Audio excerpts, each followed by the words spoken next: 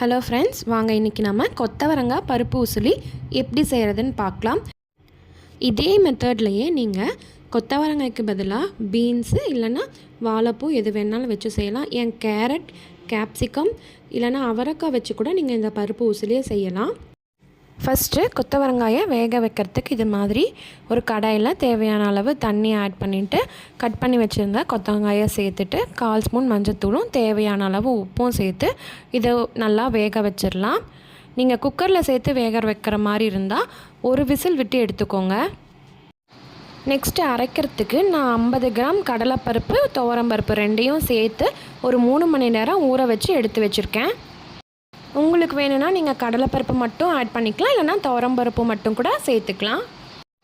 ஒரு மிக்சியில் ஊற வச்ச துவரம்பருப்பு, கடலைப்பருப்பு தண்ணி இல்லாமல் வடித்து சேர்த்துட்டு 1 டீஸ்பூன் சோம்பு, 1 டீஸ்பூன் ஜீரகம், உங்கள் காரத்துக்கு தகுந்த மாதிரி மிளகா சேர்த்துக்கோங்க. நான் 4 சேர்த்துருக்கேன். இது கூட கொஞ்சமாக உப்பும் பெருங்காயத்தூளும் சேர்த்து கொஞ்சம் கூட தண்ணி விடாமல் இது மாதிரி கொரகொரப்பாக அரைச்சி எடுத்துக்கோங்க. ஒரு 10 நிமிஷத்துக்கு அப்புறம் கொத்தவரங்காய் நல்லா வெந்துடுச்சான்னு செக் பண்ணிவிட்டு கொத்தவரங்காயை நம்ம தனியாக வடித்து எடுத்துக்கலாம். அப்புறம் ஒரு இட்லி பாத்திரத்தில் தண்ணி சேர்த்து தண்ணி நல்லா சூடானதுக்கப்புறம் நம்ம அரைச்ச பருப்பை இது மாதிரி சின்ன சின்ன வடையாக தட்டி மூடி போட்டு க்ளோஸ் பண்ணி ஒரு 10 நிமிஷம் வேக வச்சு எடுத்துக்கணும். இது மாதிரி நல்லா வெந்ததுக்கப்புறம் இதை நல்லா ஆற வச்சுட்டு நம்ம கையிலையே உதுத்து விட்டுக்கலாம், இல்லைன்னா மிக்சியில் சேர்த்து ஒரு பல்ஸ் விட்டு எடுத்துக்கோங்க. அவ்வளோதாங்க, நம்ம தேவையானதை ரெடி பண்ணிட்டோம். இப்போ பொரியல் ஈஸியாக செஞ்சிடலாம். ஒரு கடாயில் தேவையான அளவு எண்ணெய் சேர்த்துட்டு எண்ணெய் நல்லா காஞ்சதுக்கப்புறம் அதில் கடுகு, உளுத்தம்பருப்பு, கடலைப்பருப்பு போட்டு தாளிச்சிக்கோங்க. கொஞ்சமாக கருவேப்பிலையும் சேர்த்துட்டு நம்ம வேக வச்சு வடித்து எடுத்து வச்சுருக்க கொத்தவரங்காயை சேர்த்து நல்லா மிக்ஸ் பண்ணிடலாம். நீங்கள் வடிக்க விரும்பலை அப்படின்னா இந்த மாதிரி சேர்த்துட்டு நீங்கள் இதிலே கூட தண்ணி விட்டு வேக வச்சு எடுத்துக்கலாம். இந்த கொத்தவங்காய்க்கு தேவையான அளவு மட்டும் நான் மிளகாத்தூளும் உப்பும் சேர்த்துக்கிறேன். ஆல்ரெடி பருப்பில் நம்ம மிளகா ஆட் பண்ணியிருக்கோம், உப்பும் சேர்த்துருக்கோம்.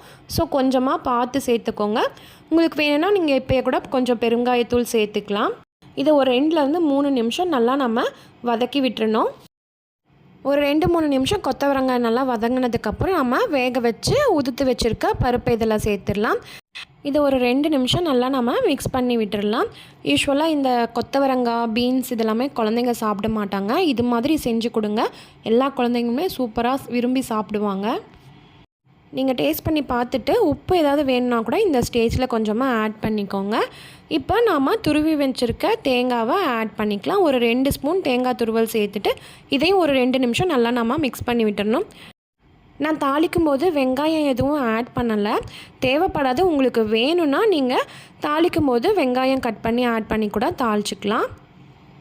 இப்போ ஒரு 2 நிமிஷம் நல்லா தேங்காய் பூ சேர்த்துட்டு மிக்ஸ் பண்ணி விட்டுட்டு நாம் ஸ்டவ்வை ஆஃப் பண்ணிடலாம். ரொம்பவே டேஸ்டான கொத்தவரங்காய் பருப்பு உசிலி ரெடி ஆகிடுச்சு. நீங்களும் ட்ரை பண்ணி பாருங்கள். ட்ரை பண்ணிவிட்டு உங்களோட ஃபீட்பேக்கை என் கூட ஷேர் பண்ணிக்கோங்க. உங்களோட ஃப்ரெண்ட்ஸ் அண்ட் ஃபேமிலிக்கு இந்த ரெசிபியை ஷேர் பண்ணுங்கள். தேங்க்யூ.